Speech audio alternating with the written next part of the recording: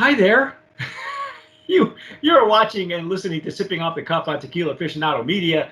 I'm Mike Morales here in the heart of the San Gabriel Valley. That gentleman out there is Rick Levy in Escondido, California. And Rick, you're frozen again, dude. Walk around, do something. I don't know why that is. There he is. He's back. He's back. Too many people on Zoom these days, hogging up all our bandwidth. Yeah, well, you know, you go from Zoom to Skype, and I think that there's a danger in doing that because they're not they don't like each other. It's kind of like Chrome and an Explorer, you know. The browsers don't like each other either. Anyway, regardless, Rick and I like each other, so we have been falling all over ourselves with Kostiv tequila. This is the blue box. Yeah. In, okay, it's a real classic. Yeah, but this is Kostiv Anejo. Now, Rick and I kind of put our heads together and found out that this Anejo, as you can see, I've had some of it. This Anejo evaporation, right? It's a little bit. This is kind of evaporation that happens when you just ship it to California. It's evaporation. Yeah, that's right. Anyway, we discovered when we were reading the notes as we were going through this the Reposado that it's aged all the way up to right before he has to call it an añejo. Now, what I noticed was that the Repo was really dark, and this is the añejo, which is I don't know if you could tell the difference. Can you tell the difference on my screen there, Rick? Probably not really on yours, no. How about on mine? Can you tell the difference? No, they look almost virtually the same color. They really do, don't they?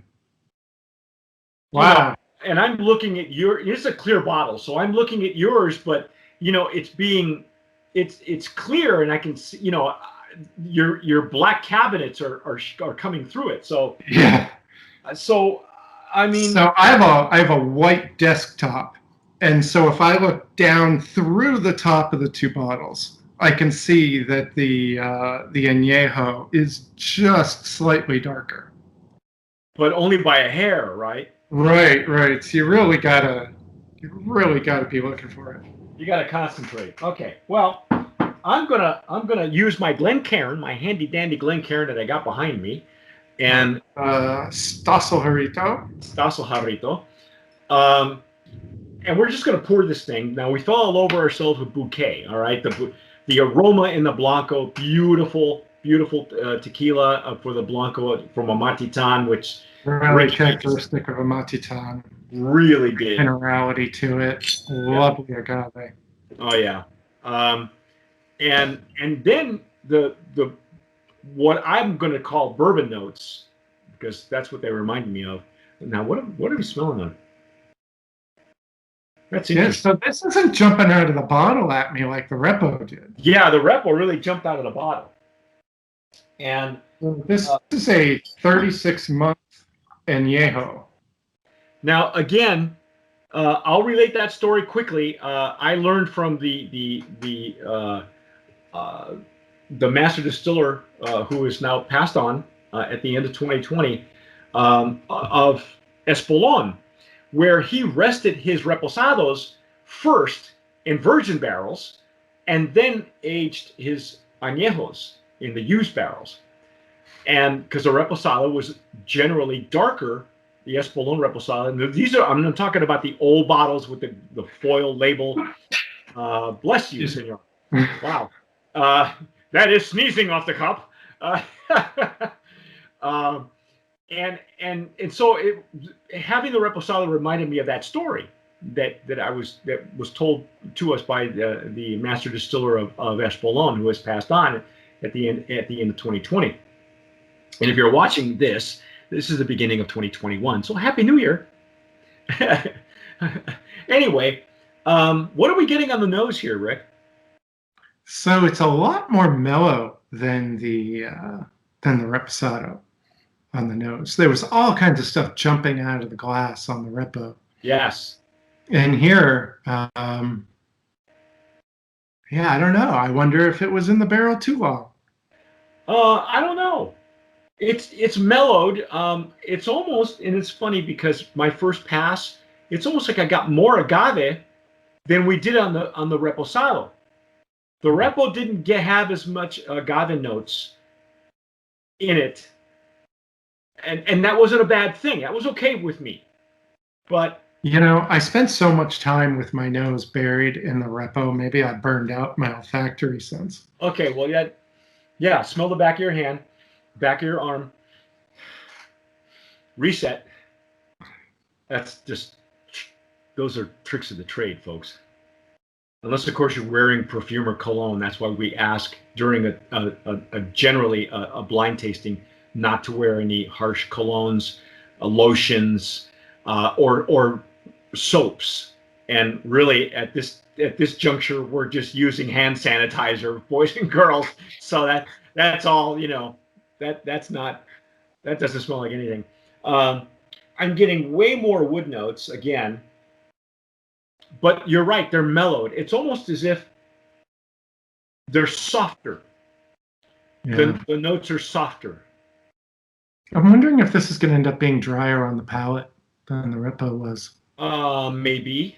I thought the repo was there was a sweetness to the repo, and then but there was still the explosion at mid palate that we really enjoyed with the Blanco. Yeah, on the repo, I was getting like maybe some mid palate dryness, but towards the back, it was still very wet. Right in the center, I'm getting like dried fruit, but very faint. And I know Rick was Yeah. wondering after toward the end of the reposado tasting, he wondered if the añejo was going to taste more like an extra añejo, where we'll get more of the dried fruit notes sometimes, generally speaking. I'm getting No, more of the mellow. I'm getting that. I'm getting that dried fruit, and maybe hints from the char as well. Yeah, but they are rounded. They're mellower. Okay, that's the only word that I can. They're softer. And it was exciting to really smell and taste that reposado. It just really just boom right in your face, and I loved it. It was exciting. But I'm ready to try this because there's not much going on the nose. Mm. Oh, right away, it's sweeter on the entry. Yes, yeah. Not cloying or anything, but just sweeter than the. No, it's a whiskey sweetness, right? Right. Yeah. You know, I would love to get lost in their barrel room. I've done that a few times. In fact, during our first trip, the very first one we ever did, with the Blue Agave group, I got lost in a warehouse at one of the distilleries and just talked to the warehouse guys, because you learn a lot from, especially if there are a lot of brands that come out of that distillery. You find out from the warehouse guys, oh yeah, this one is this way and this one is that way, and it's a combination of copper pot still and column still, and we put them together, and this is the brand that we got, and all that stuff. I would love to see the names of the used barrels, where they get them, because generally speaking, a lot of people think that they all come from Jack Daniels. They don't. I've been in barrel rooms where they get them from Heaven Hill, for instance. Where they get their barrels, and whether it's Kentucky bourbon, or Tennessee whiskey, makes a big difference, because everything is lumped into, it's used whiskey barrels. But yeah, there's used bourbon whiskey and there's used Tennessee whiskey. So what is it? I want to say that this is a Tennessee whiskey instead of a Kentucky bourbon whiskey. I don't know. What do you say? I don't know. I'm just digging it. There's like a wood spice that really builds into the finish and sticks with you. And you can smell the barrel. You can smell the wood notes. It's almost as if they didn't rechar to put the añejos in here. So the reposado got all the character and the flavor from the charring, and then the whatever left of the barrel notes, the spice notes, Right. the añejo took. Yeah, and so I'm getting less of the initial pepper, Yes. and I'm getting more of that barrel spice into the finish. Mm-hmm. It's really lovely. Well, this is a nice one. You know, not getting a whole lot of agave. I'm not getting that hint of butterscotch that I was getting with the Repo, but I am getting some dried fruit, a little bit of smoke. Would you pair this with a cigar? And if so, what kind? Well, because of the sweetness, I'd probably I wouldn't go with it with anything robust. Maybe a Connecticut wrapper or something. It depends on the brand. Some of these, I think Padron is probably the brand that that is the most with character that would. I don't want to drown out this tequila. You know, you could overdo it. You get a cigar that's too robust, and then they don't pair well. Right. You know, one drowns out the other, and you and I have seen that happen with tequila. So you can imagine what that's like when you pair it with with a cigar. But I like this though. It's not a letdown. It really is more of like a nightcap. Exactly. Like an after dinner. Yeah, but it's like the Repo is the exciting version, and the Anejo is just kind of like the sit back and chill. Yeah, you and I have had enough tequilas together, so we've seen what the natural progression of a line will go to, and then sometimes we're let down by one of the expressions just doesn't live up to doesn't crescendo into something. This is not necessarily a crescendo so much as like an end of a day. It's like something that Rick would have after a long day at work, and then go, I everything on my to-do list is done, and you just want to sit back and relax. This Right. is And really, you don't have to think about this. You can just enjoy it. It's very enjoyable. That the spice effect from the wood into the finish is probably my favorite part of this. I do too. I'm not disappointed that it doesn't have the character that the Repo does. It's got a character all its own, and it's not a letdown. That's not, could you put it in a cocktail? Sure. I don't think I would. I don't think I would. Yeah. No, I think I think the Repo would be great in a cocktail because it's that exciting, Yeah. I think this might get lost in a cocktail and you would miss the best parts of it. Yeah. I agree. I agree. I totally agree. Maybe it's not your cup of tea. Maybe it's not as exciting as as your viewers and listeners would want.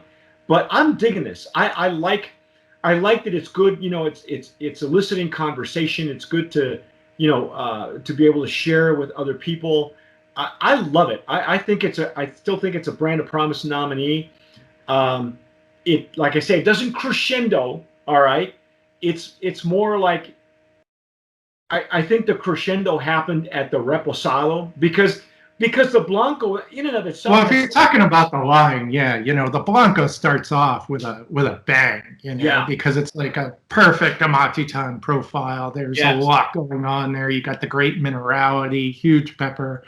And then the Reposado is just, in terms of if you like the barrel aged versions, just the Reposado is pretty exciting. Yeah. And then this is, kind of helping you to calm down and chill from all that excitement. Yeah, this is the Netflix and chill tequila. Yeah. And it's not like it's the pale brother of the Reposado or anything like that. Yeah. It's it's almost like it's the calmer, more experienced brother. Okay. Hey, what's our MSRP on this one? Do we have a pricing? Don't we? We do. The price on this one is $59.99. And again, this is 36 months in used American oak. It won silver at 2019 World Spirits. So, just to say that this particular brand, I think don't sleep on this brand. I think it's right now. I know it's fresh on the market at the end of 2020, and probably still fresh on the market at 2021 when you're seeing this. But I think it's a real dark horse. I'm telling you, this is, and I love the Reposado being a throwback. And I think the whole line is actually a throwback tequila, Rick. I think you agree with me. Classic. It's a classic. Yeah, it's like an instant classic. So, I think, I think the price point's great. They're looking at 40, 50, 60 for the line, and they're not wasting a lot on the packaging. The packaging's respectable, and all the work is going into the juice, and so take advantage of that. Check it out. I think it's going to go far. It's going to go places. There's only 1, 2, 3, 4, 5, 6, 7 brands coming out of this distillery. It's Tequila Las Juntas. That's known 1500, and I'd imagine that they are also agave growers. That they also manage their agave. So kudos to Petro Kostiv, who is the co-founder of the brand. I guess he is a Russian, and I guess he's been friends with the owner of the Ocampo family of the distillery. They've been friends for like 10 years. So it's perfect. Can't say anything wrong with it. Go find it. That's our take on Kostiv. I'm Mike Morales here in San Antonio. No, not anymore. I'm in the heart of the San Gabriel Valley, and that gentleman out there is Rick Levy in Escondido, California. You have been watching and listening to Sipping Off the Cuff on Tequila Aficionado Media on all of our platforms. Please follow us on Instagram, Facebook, Twitter, you name it, we're on there. If you're watching us on YouTube, please hit the subscribe button and the subscribe button and the bell, so that way you're notified every time Rick and I upload a video.